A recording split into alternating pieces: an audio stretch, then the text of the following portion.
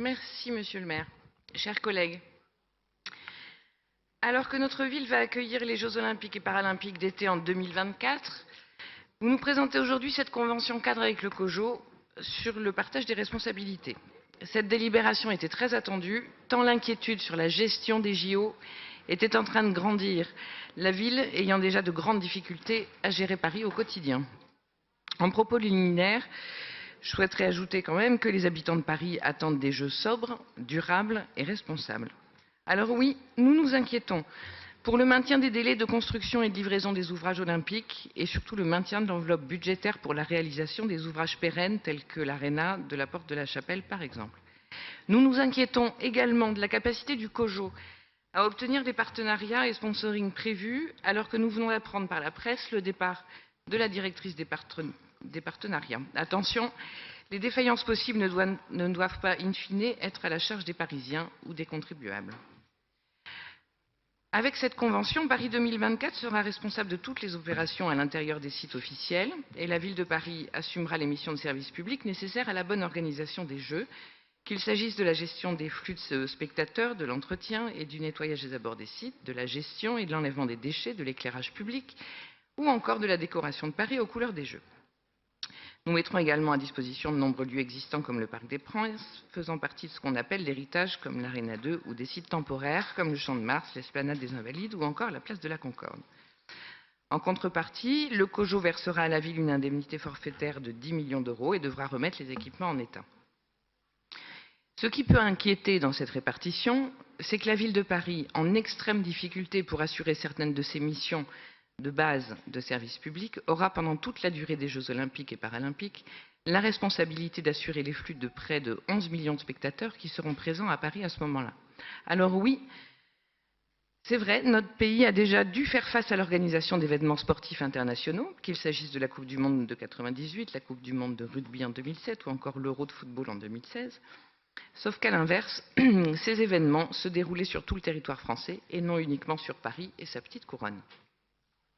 C'est peut-être donc la première fois dans l'histoire de notre ville qu'autant de spectateurs viendront établir leur lieu de villégiature à Paris lors de l'été 2024, avec tous les sportifs, les équipes ou encore les médias accrédités et les non accrédités.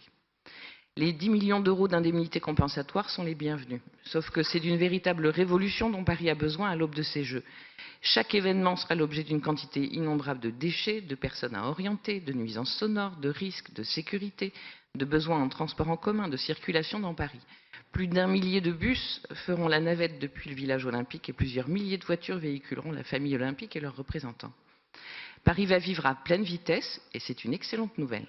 Paris va grouiller de monde, d'activités, de lieux à visiter, d'événements à partager et nous devons nous en réjouir. Mais pour s'éviter un réveil difficile en septembre 2024 et éviter des débordements qui terniraient à jamais l'image de notre ville, Madame la maire, Monsieur le maire, il nous faut au plus vite prendre la mesure de nos difficultés et agir. Les 10 millions d'euros d'indemnités seront-ils selon vous suffisants pour gérer les JO jusqu'au périmètre de sécurité des lieux d'épreuve? En cas de défaillance du COJO Paris 2024, qui prendra à sa charge ces coûts? Qu'est-il prévu en termes de recrutement d'agents supplémentaires? Les 5 000 à 7 000 bénévoles seront-ils là pour suppléer à nos difficultés? Je souhaiterais vraiment que nous obtenions des réponses à ces questions qui sont primordiales, me semble-t-il. Nous avons pris des engagements auprès du CIO. Notre devoir est de les respecter et de s'assurer que Paris sera en mesure de gérer ces Jeux. La liste des responsabilités paraît en effet très lourde, bien que s'appuyant sur une logique irréfutable.